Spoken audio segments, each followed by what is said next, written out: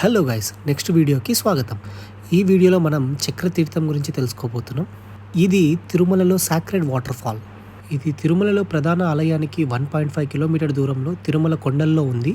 శిలాతోరణం తర్వాత కొంచెం నడిచిన తర్వాత మీకు ఇది కనిపిస్తుంది. ఇది ఒక చిన్న ట్రెక్కింగ్ అనుభూతిని అయితే మీకు కలిగిస్తుంది.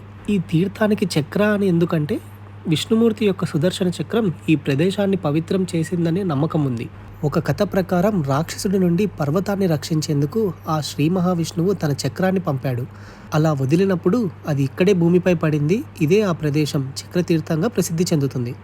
ఈ చక్రతీర్థంలో స్నానాలు చేస్తే పాపాలు పోతాయని భక్తులు నమ్ముతారు. సంవత్సరానికి ఒక్కసారి చక్రతీర్థ స్నానం నిర్వహించబడుతుంది. భక్తులు అతిపెద్ద సంఖ్యలో హాజరవుతారు. ప్రకృతి అందాల గురించి మాట్లాడుకుంటే పర్వతాల మధ్య అందమైన ప్రశాంతమైన ప్రదేశం, మనసుకు ప్రశాంతత కలిగించే ధ్వని, పచ్చటి ప్రకృతి చూడ్డానికి ఫీల్ అవ్వడానికి ఎంతో ఆహ్లాదకరంగా అయితే ఉంటుంది. నడుస్తున్నప్పుడు మంచి అనుభూతిని అయితే కలిగిస్తుంది. ఇలా స్టెప్స్ దిగుతున్న సమయంలో చాలా జాగ్రత్తగా చూసుకోవాలి. పెద్దవాళ్ళని అయితే నేను సజెస్ట్ చేయను, ఇది కొంచెం డిఫికల్ట్గా ఉంటుంది. ఇలా నడుస్తున్న సమయంలో నేచర్ని ఫీల్ అవ్వడం అనేది మంచి అనుభూతిని ఇస్తుంది. కొన్ని మంచి ప్రకృతి అందాలు మీకోసం నేను క్యాప్చర్ చేసుకుని వచ్చాను. ఎలా అనిపించాయో కామెంట్లో రాయండి. అలా కొంచెం కిందికి నడవగానే శివుడి ఆలయం మనకి కనిపిస్తుంది. ఇది కొండల మధ్యలో ఉండడం వల్ల ప్రశాంతమైన ఫీల్ని అయితే కలిగిస్తుంది.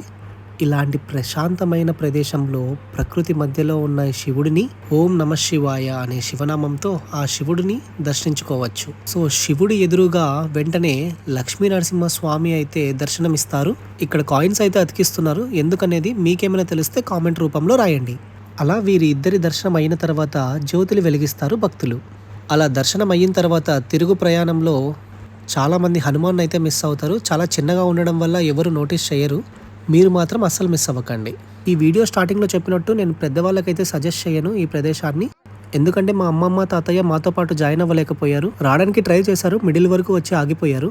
సో మేము తిరిగి వచ్చేంత వరకు అమ్మమ్మ తాతయ్య పార్క్లోనే కూర్చొని ఆ ప్రకృతిని ఆస్వాదిస్తూ వెయిట్ చేస్తూ ఉన్నారు మా కోసం. అలా చక్రతీర్థాన్ని సందర్శించిన తర్వాత తిరుగు ప్రయాణంలో శిలాతోరణాన్ని మళ్ళీ చూసాము.